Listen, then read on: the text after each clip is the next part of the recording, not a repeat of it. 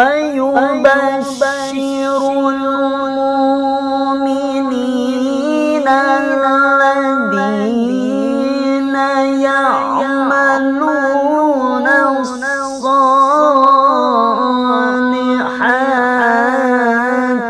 أن